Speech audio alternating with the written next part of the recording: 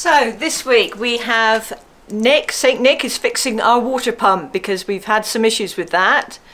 We also have a treat for our feet with some new footwear, and I'm going to be creating a fabulous banana bread for you. Enjoy.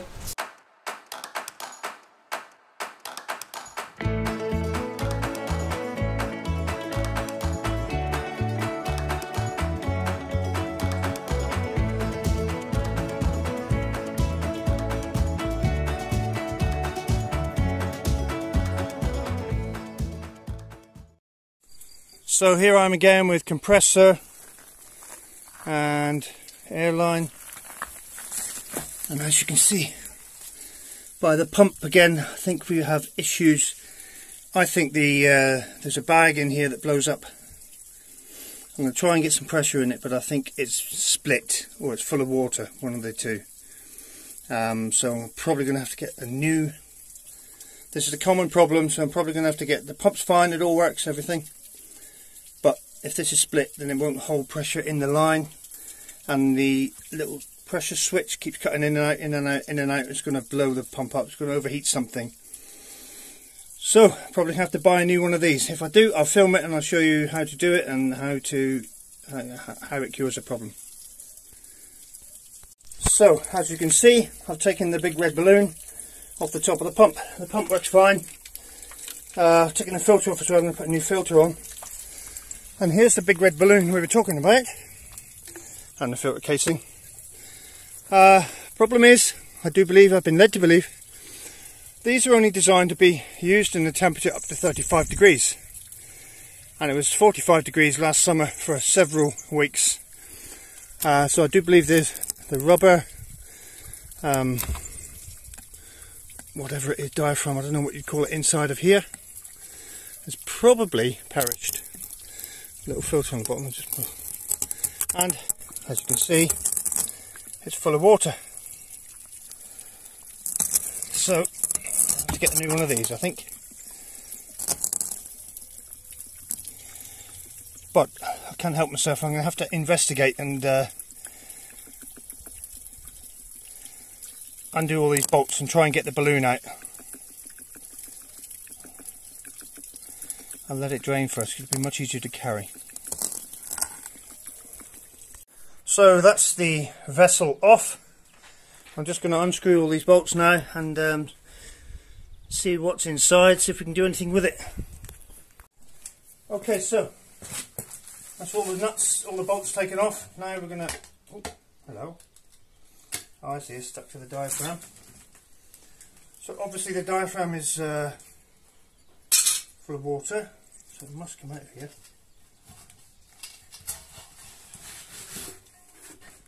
It's surprisingly thin. Oh, I see. I see. So the actual vessel, this is pressurized. How's that working? This is full of water. I don't know. I might have to look up how these work. But there it is, and this is the bit that's leaking, obviously. But how you tell, or whether I can get a new one. I wonder if there's a way I can maybe fill it with water. There you go.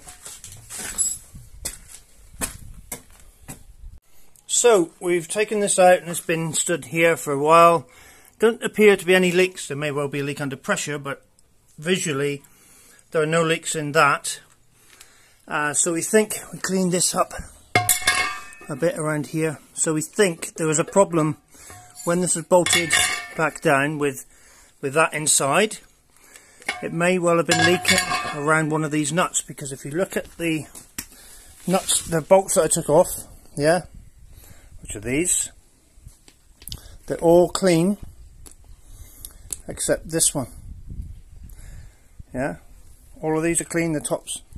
So whether when this was screwed, bolted up here, that was in there, say, this one was weird that only one of them should be dirty or started to rust even.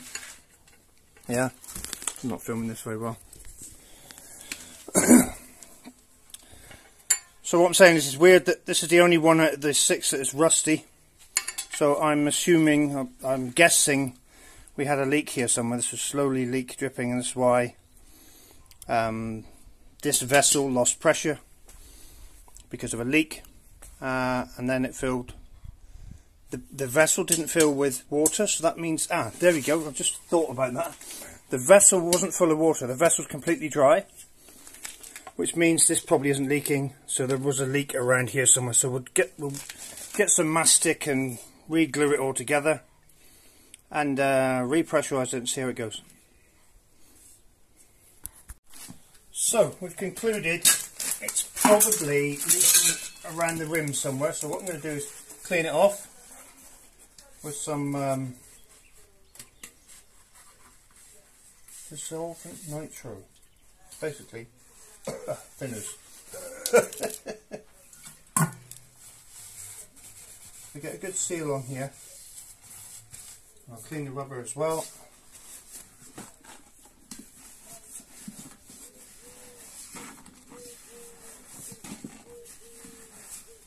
And then we'll pop this in there.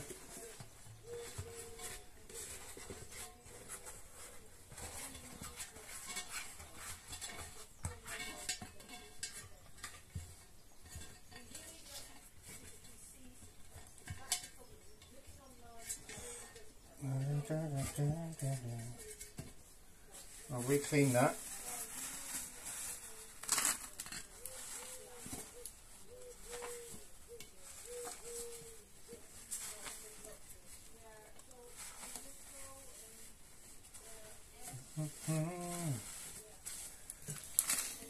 And I'll put a bit of sealer around it as well. This stuff here. You think some under this bottom edge? Yeah.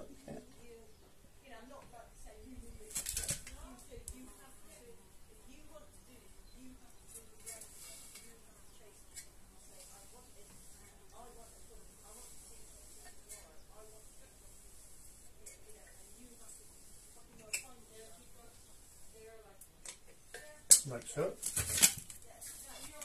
And then somewhere here we have the same.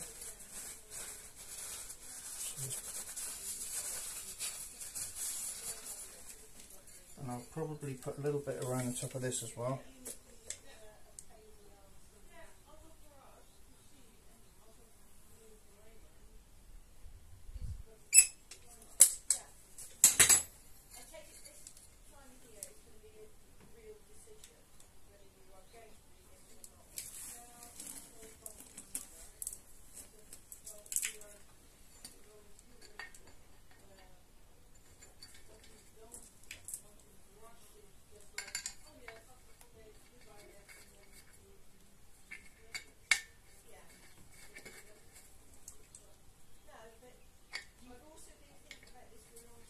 I mean, this might not work.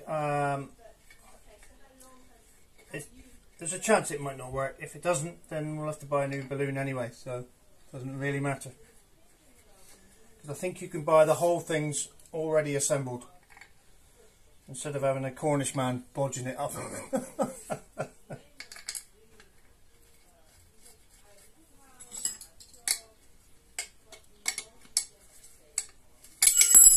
dear. Let's put the lid back on that.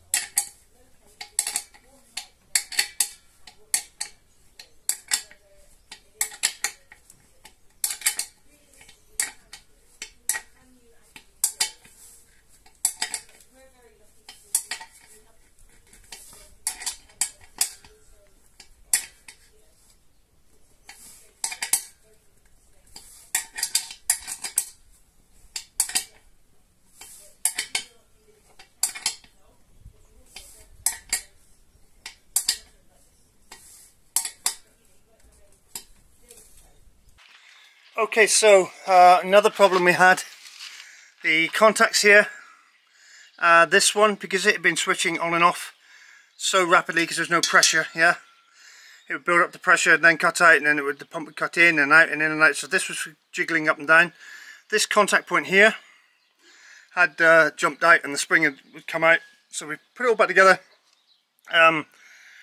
Looks like it should, well, it does work now because I turned the pump on and it works. It's just we won't tell if it works properly and when it builds up the pressure, or until we get it all plugged in and plumbed back in, but all working so far. So now we're going to screw the cap back on and re-plumb it all back in.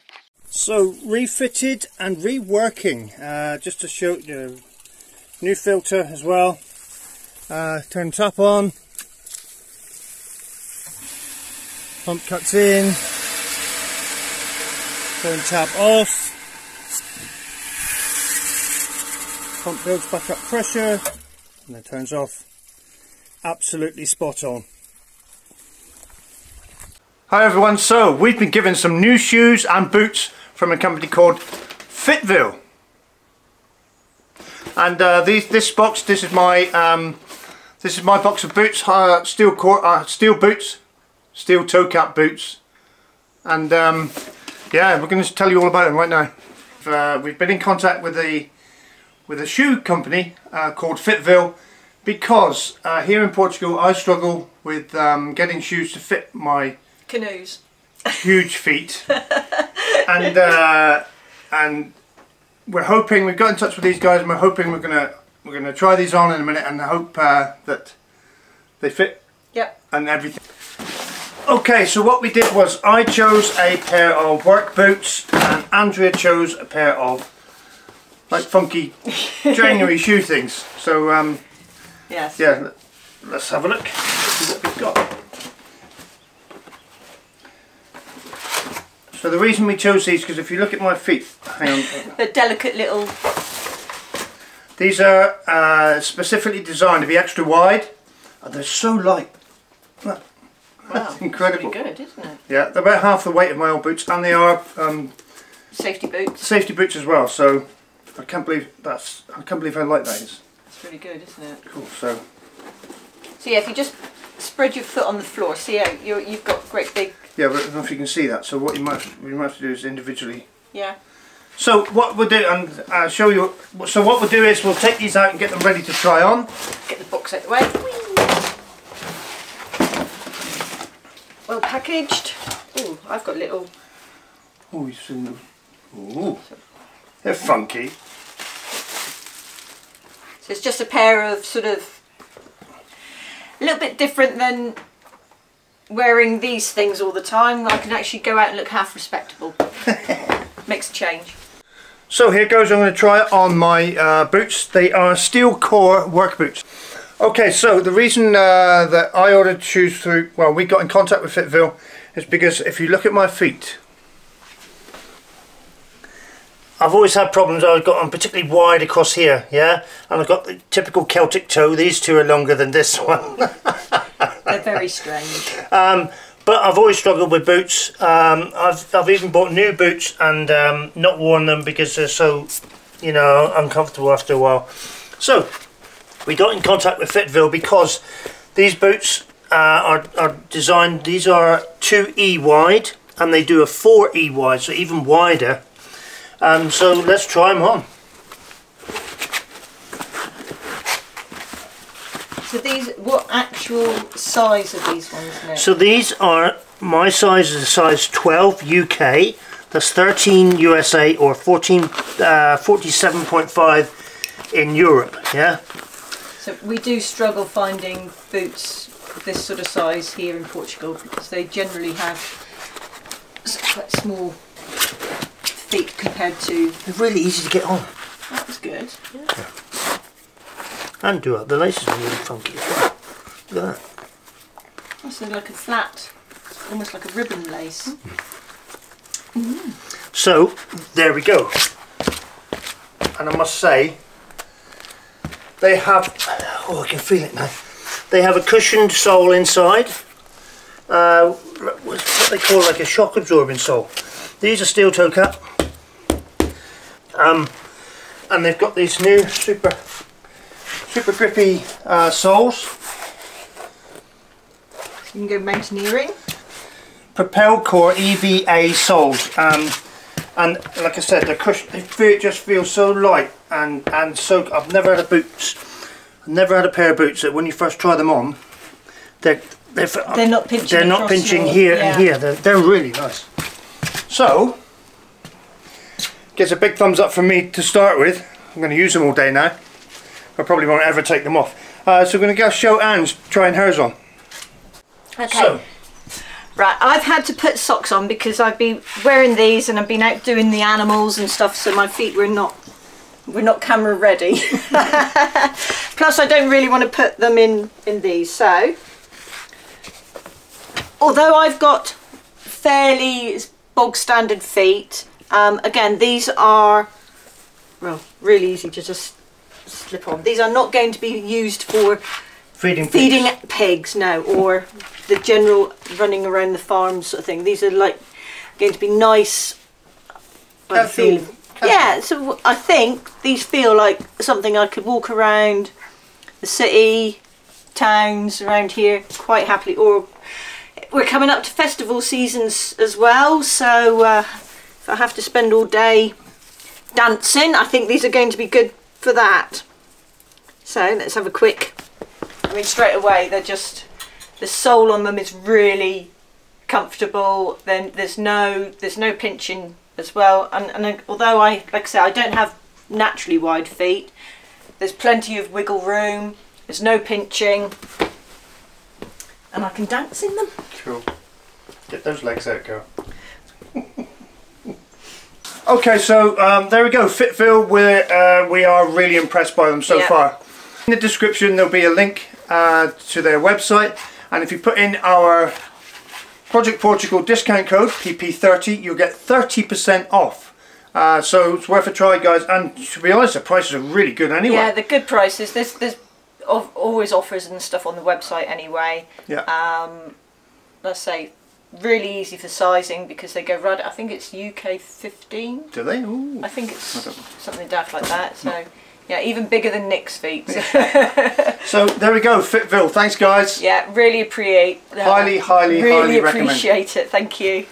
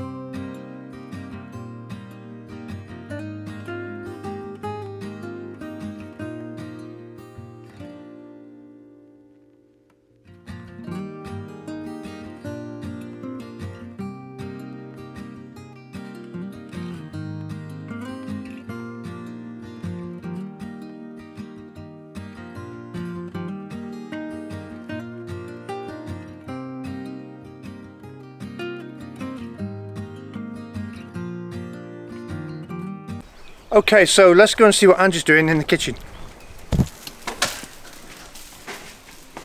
So we have a recipe. What are we doing? Banana bread, because look there. You hate them. I hate them. They are far too ripe. I'm a bit scared to actually open them up, but I must be brave. I must do this. Right, so before I tackle said overripe bananas, I'm going to get the base mixture going. So if you would like to come around this side.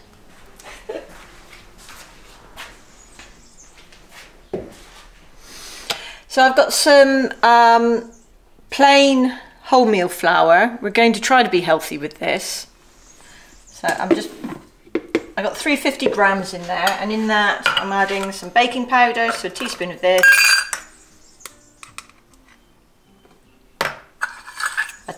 teaspoon of bicarb. Put the lid on that one.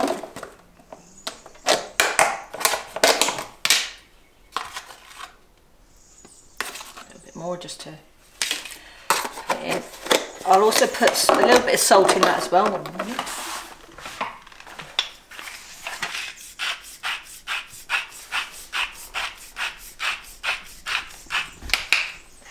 And this is fabulous. This is some stuff some ground cardamom. We actually ground it up with whole pods.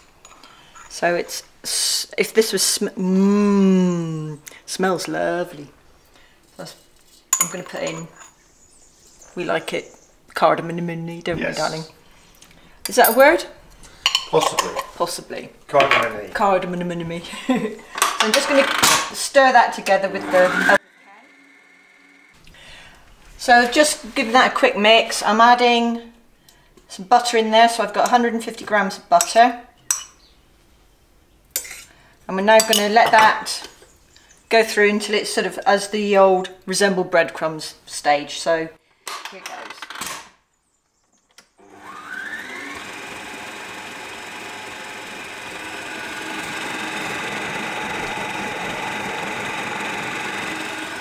So while that's mixing, I can do the deed that I don't like doing.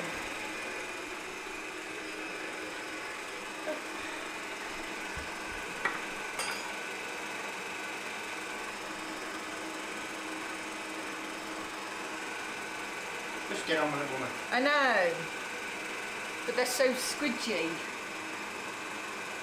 Oh. I don't know how anybody can eat them like this.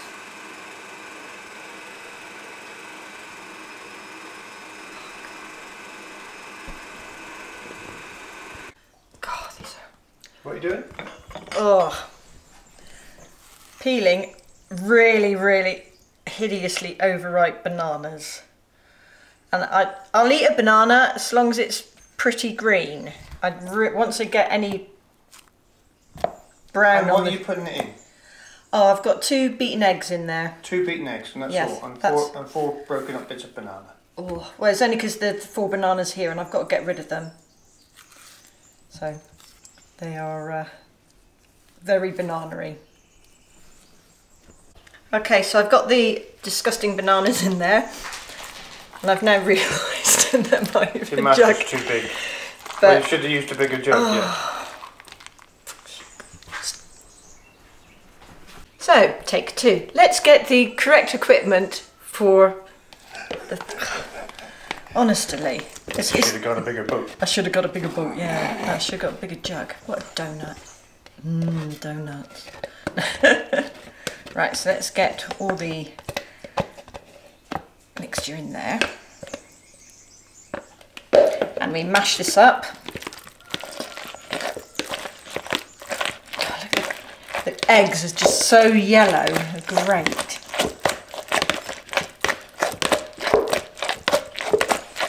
So I really make sure this is all mushed up.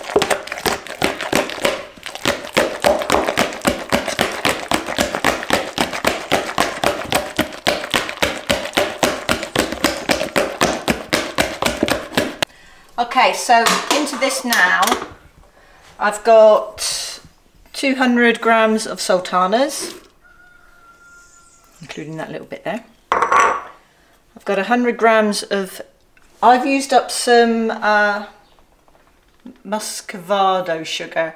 It's only because this was what was left in the packet, and it's also nice and dark as well, it always looks quite nice. So that's going to go, and then I'm just going to give this a quick mix, or Ken is.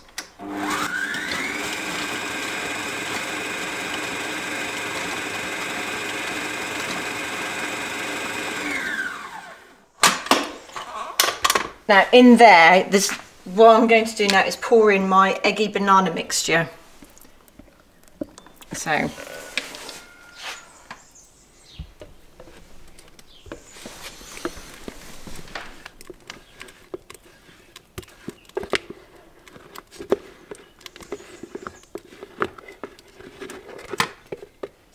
Get it all out, because you know what I'm like. Once it's been mixed with the eggs, the bananas don't smell so bad.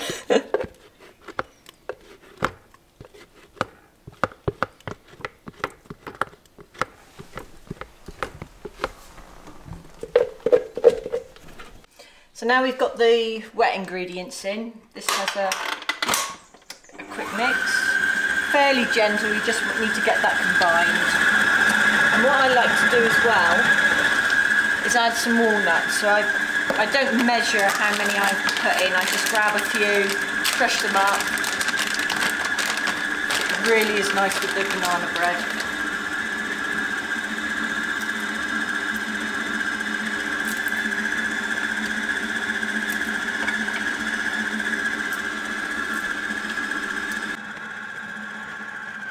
So that's that all nicely combined together. Okay, so the oven has been preheated, it's on at 180 degrees C. All I know is that's gas mark 4 and I've no idea in Fahrenheit, I'm afraid. I'll put it up here. Yeah.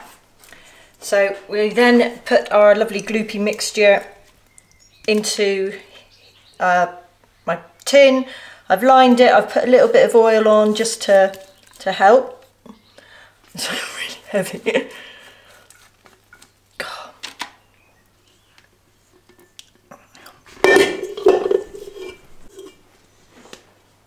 Oh, there's a dent in that there. No, there.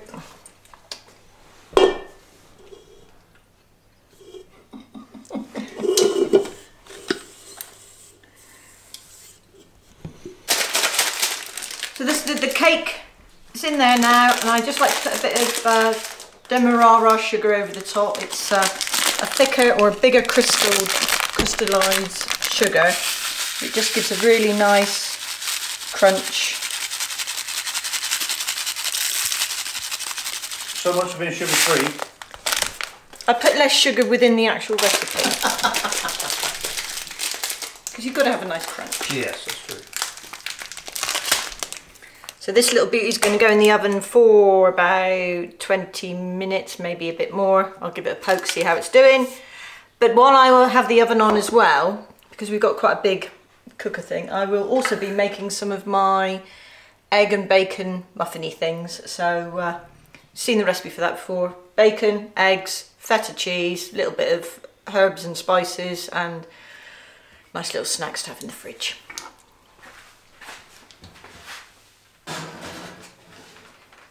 There we go.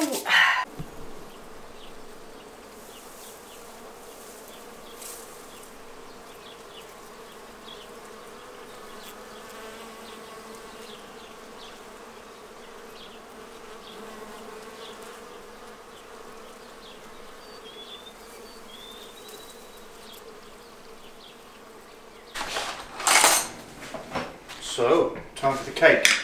Yes, I have a stabby thing. Oh, that's looking good. Let's do that in a minute.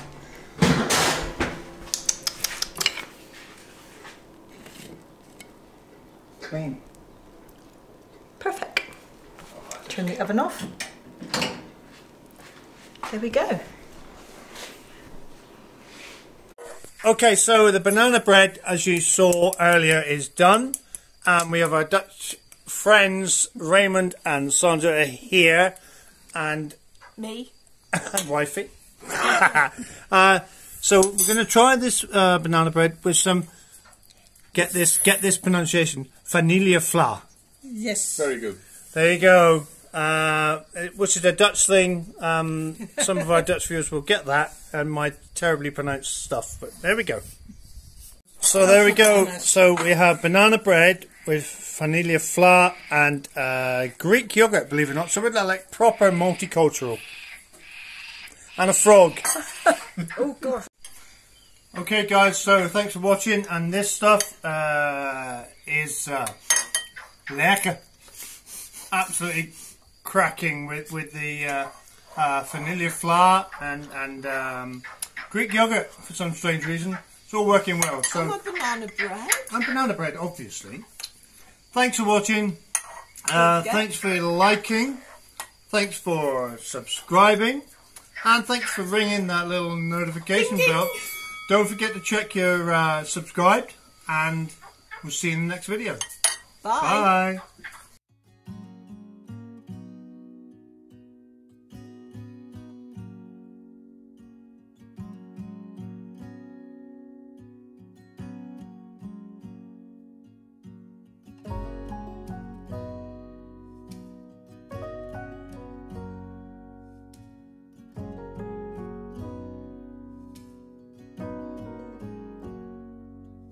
If I wrote you a song, if I got every word perfectly weighted on a thin piece of paper, would it make any difference?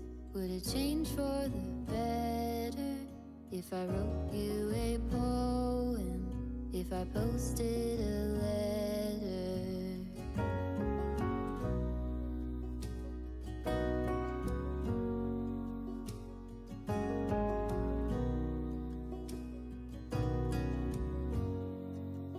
Is it me?